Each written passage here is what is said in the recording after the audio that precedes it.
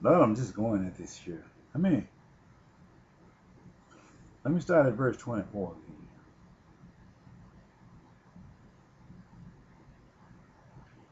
34.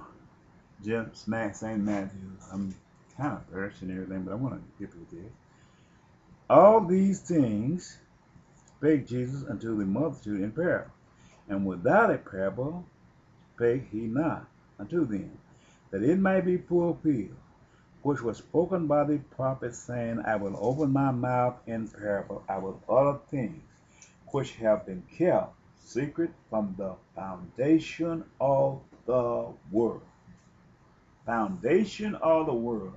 God spoke to Abraham, told him, get me a heifer of 3 years old, a she goat of 3 years old, and a ram of 3 years old. And he divided them, but he mixed them together and made them a complete one sacrifice. The 3 years old symbolized the formation upon which they are supposed to be slain in the format of the year. John the Baptist baptized Jesus at age 30. Look at St. Luke. And at age 30, I believe chapter 3. And Jesus was crucified at age 33. They completed that process. And Jesus sent the multitude away and went into the house. And the disciples came unto him, saying, declare unto us the parable of the tares of the field. He answered and said unto them, he that soweth the good seed is the Son of Man. The field is the world. The good seed are the children of the kingdom of the tares. The good seed are the children of the kingdom, but the tares are the children of the wicked one. The enemy that sowed them is the devil. The harvest is the end of the world, and the reaper of the angels. Okay. Satan brought Alexander the Great down, who did believe in God, and he caused him to interbreed, told him to interbreed with the daughters of Abraham. And not only did he go in and interbreed with the daughters of Abraham, this nation went throughout the whole entire world trying to contaminate every seed by laying with the daughters of the original peoples, trying to change the genetic color code of man and make everybody a white nation. Interbreeding with also the daughters of men and forbidding them not to go with their women. This is what racism is today. The enemy sold them is the devil, the harvest is at the end of the world, and the reaper are the angels.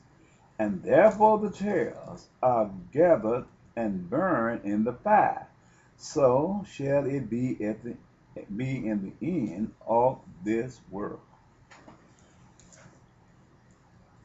CIA, they tried to enhance their world by taking and putting everything under the umbrella of democracy. Democracy ties in the whole world. It is the law and the rules and regulations of the Gentiles. God is going to break down that law, and everybody who serves. The Son of Man shall send forth his angels, and they shall gather out of his kingdom all things that offend, and them which do iniquity, and shall cast them into the furnace of fire. There shall be wailing and gnashing of teeth. Then shall the righteous shine forth as the sun in the kingdom of their Father. Who has ear to hear, let him hear. Again, the kingdom of heaven is like unto the treasures hid in a field, which when a man has found, he hideth, and for joy thereof goes and selleth all that he has and buys the field. Again, the kingdom of heaven is like unto a merchant man seeketh godly pearl, who when he found one pearl of great price, went and sold all that he had and bought it. Okay, let me stop here for 1 second. Okay? Again, the kingdom of heaven is like unto a treasure hid in a field with in a field, the which when a man has found, he hideth, and for joy thou go and sellest all that he has and buys that field. Again, the kingdom of heaven. Okay, let me stop right there. This part is concerning myself, maybe somebody else, but I know I'm speaking for myself. Once God called me to be his prophet, and I became his prophet and became the search the record over to find what was the authentic gospel of truth. I searched the Quran and read the Quran. I got a Book of Mormon. I worship Book of Mormon, and I bought other doctrines, and I read them. And I got the old version of Saint Matthew. I read the book of the Holy Bible. And I found that none of the books is like unto the Holy Bible. Some is like it, but they don't carry you all the way where this Holy Bible does. The Bible takes you from the beginning to the end, from transformation to through transformation, and there's no other book. So I put myself in a place where people are trying to get me out of here and try to get me to indulge in everyday life. But I don't. I have gathered this book, and I have been studying this book as he spoke to me and told me to read this book.